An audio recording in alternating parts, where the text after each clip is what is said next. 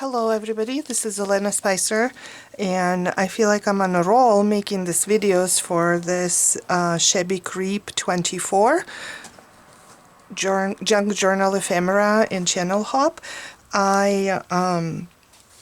If you're watching today is March 31st, and today is officially the last prompt, but like I said before, I'm just going to keep going because I would like to put my journal together and finish it. So I just wanted to show you real quick. I started making my journal, as I said before. I now made the cover. I make mine pretty simple. I use thick interfacing from Joann's and then cover it with fabric. Usually have just a ribbon closure that will wrap around and then wrap around the bottom to stay closed. And then this is the lining on the inside. I wanted it to be spring-like. A bookmark that I will use later. None of my signatures are bound yet. I am going to first see what I need to stitch on. Like this pocket, for example, that's going to be right here, and then after that I'm going to stitch it together and start putting my elements in and gluing things on. So I'm looking forward to that. But today, or right now, for this video, I want to make a piece that will go on the very top of the first signature, so decorative piece. And I'm going to work on that today. So let me put this away and then we'll start. So I pulled a couple things here. So I'm going to do the prompt gilded frame. I'm not sure, don't have the list in front of me right now to see what number it is. And I remember Pink Eyed Bird created a really cool frame, but I'm just going to cheat a little and I'm going to use a ready-made frame. And I have this Tim Holtz little person, and I'm thinking about doing something like this, so maybe I'll use this frame. And then I'm going to use, maybe I will use one of these butterflies, not sure what size yet. And then another phrase I thought come in for a spell would be perfect for the kind of like a title of a journal in a way. So I am going to go ahead and start. I might just trace this so I kind of know where it goes. I'm not sure. I will probably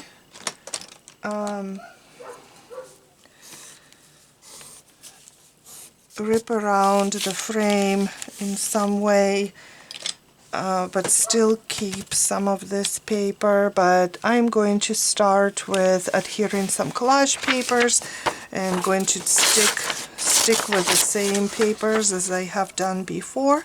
But I just wanted to see. I'm going to try and leave some of the book page text out, and then going to, I think, make this similar to the little clusters I made the other day. I like how those turned out, and I think this will sort of be similar to that. But again, we'll start and then see where this takes us. I want to keep some of this rose, so maybe I will do something like this. And again, maybe the paper will get covered up again, we'll see. But my plan is just to attach it to the front, maybe stitch it on if I can.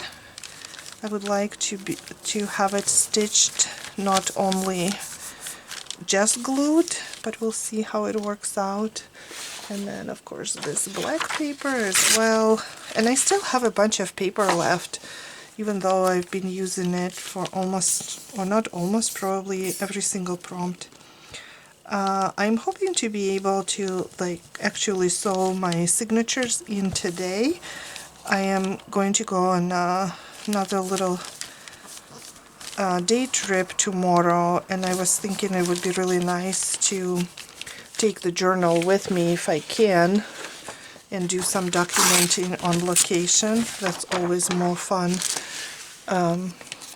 I guess not more fun, it's always fun to do that. Not only just when you come back, but Sometimes it's so busy during travel time that you kind of end up documenting at home anyway. So maybe something like this, and then I will just rip the paper around, so I will still have my book paper peeking out. That was my intention. And then here, well, so something like this, kind of uneven, and then maybe if I can, I will actually stitch it on the journal, or not the journal, that page, the first signature.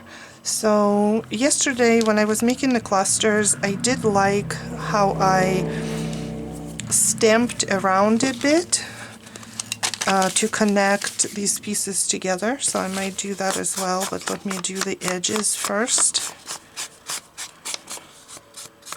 to kind of continue with the same vibe as I have been so far.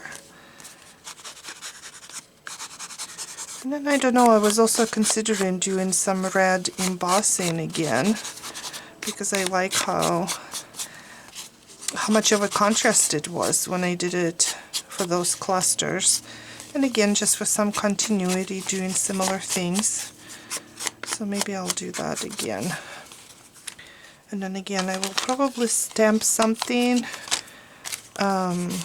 The other day also, one of the videos that Priscilla showed us, she used this stamp set, which I also have, and she used this large rib. I think or ribs and spinal column stamp. I think, what was she making? Oh, corsages. She had some cards that had corsages on them, so that turned out really cool on hers, and so I thought, oh, I can steal that idea and also stamp with Versamark and then emboss in red. So when I do that, I'm going to do it off camera again, so I will pause the video and then bring it back.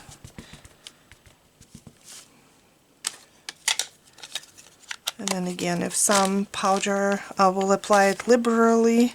So if some powder gets, oh, you know what, I was going to stamp a little bit with StazOn first. I was going to stamp maybe this one again.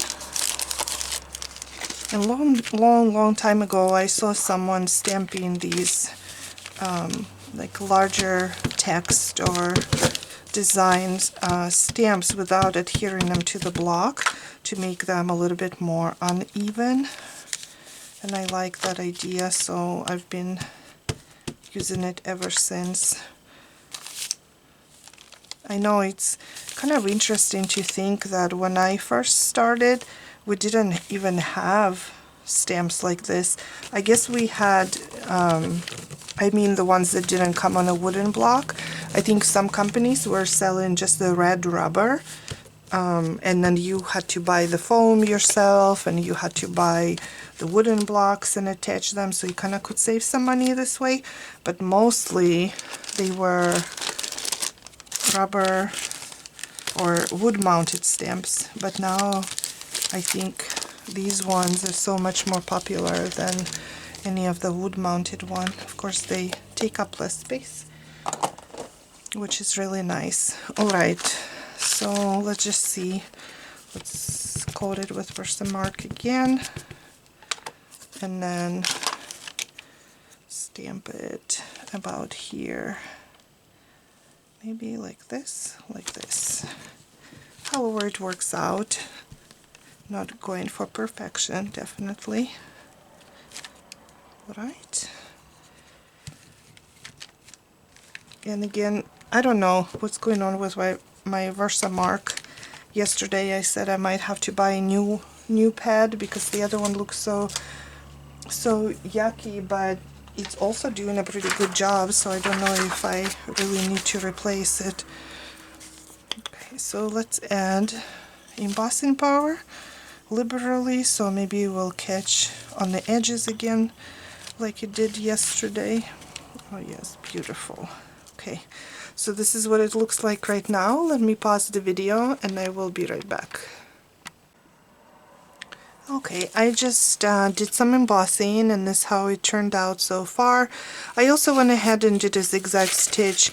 I saw that there's no way I would have been able to adhere it to my front cover and then stitch around. There just wouldn't be enough room.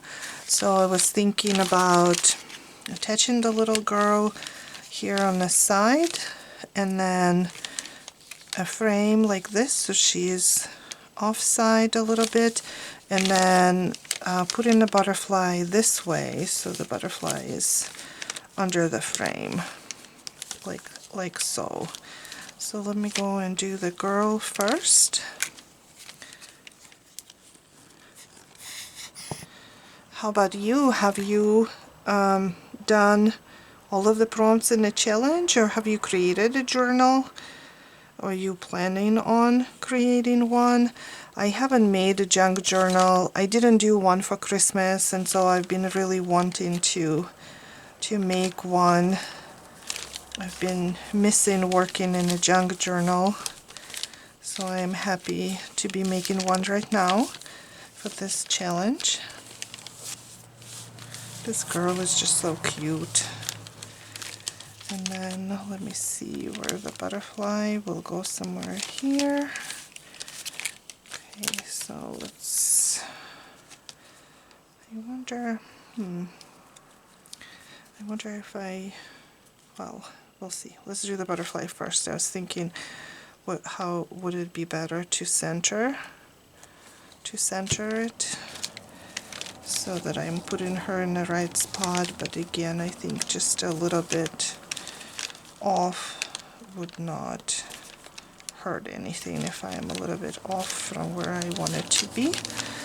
So maybe right here. These frames are pretty cool, but they're also thick, and so I was thinking that the front cover is really the best spot for it. The reason I wanted to stitch it directly on the page is just so that you can see stitching on the opposite side. I think it always adds more interest if you do it that way. So let's see, I think my frame will be sort of like the centering element when I glue it in my journal. So I want to make sure that I have the frame where I want it so it's nice and straight, because that's how it will line up with the edges of the page. Yeah, but see, there's just not enough room for me to stitch, and I didn't want to put the girl in the center. I wanted her to be on the side. It actually, if I thought about it sooner, it would have been fun to put a piece of acetate under this just for protection, make it look more like a picture frame, or even put some little items inside. And then I think I will glue this one right here. And I'm wondering if I should maybe cut it and attach it in two parts, again just for it to be more visually interesting, but if I don't like it I can always make it look like it was never cut. I like it like this. Okay, so let's just, all my glue is escaping. I'll just go ahead and do it this way. Oh yes, as I was saying, the reason I wanted to stitch it on the page is because I do like it when the stitching shows up on the other side. It's just like another added element that you're not really doing anything on purpose. It just happens naturally, comes from the other side, but adds some texture and interest. Okay, I do like it this way, and then I'm going to staple it as well, like I did before with the other ones, just again for continuity. But I think she looks really cute in her frame. Just going to wait just a little bit so that I don't ruin my stapler. This is what it's looking like right now, and we'll go ahead and staple it.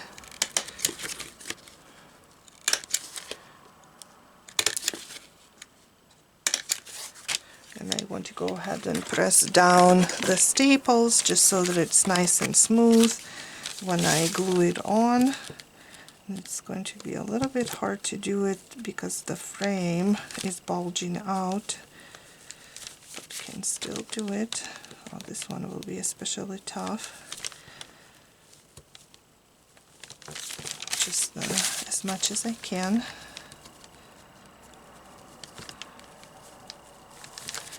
Maybe for this one I will use some double-sided tape to start with. And this paper, the book paper is thin-ish, so the double-sided tape will also just reinforce this thin paper, and then I will also put some glue as well, just because it will be the front piece and I don't want anything to happen to it. So what kind of junk journals do you make? Do you make the junk journals that are art pieces that you flip through for enjoyment, or do you make them for your personal documenting? I do both. Well, actually, I don't know if I can say that I do both. I think mostly I leave enough space in them for documenting, and I have used several of them for just personal documenting. And I think that's been my prevalent way. And then I would love to make like an art piece book. So maybe the book pages are always hard, a little bit tough to pull the tape off of them. I would love to make one that's just like an art piece journal. Would be fun. And Priscilla mentioned that she is thinking of a new challenge for us, so I'm really excited about that too. She didn't mention how soon it would come out or anything like that, or what it is. No hints yet, but I mean, it's Priscilla, so whatever it is will be super fun. Oh my gosh, I'm having a hard time with this one, but I know it will work. Okay, and then just add in a little bit, add in a little bit more glue to this just in case, and then we'll go ahead and glue it to the front. So let me just fold just that page so it's easier. So there it is, and then thinking a little bit more to the top and just a little bit more to the right, because the binding will be on the left, so it will probably bend a little bit. There we go. I like how it looks, and it's going to be a nice little cover for the journal. So, well, I should have thought about stitching this pocket on first. I was just like so concentrating on, I thought maybe I will stitch this on, but it might be a little bit tough, but I know I can do it. I can still do it just fine. So this what it will look like in the front of the journal. So when you open the journal first, after I bind everything together, as you open it, it will open to this piece. Thank you very much for watching my video. I will try to make some more. Still working in this journal, and I hope you're having fun working in your journal, whether it's for this challenge or another one. I'll see you soon again. Bye.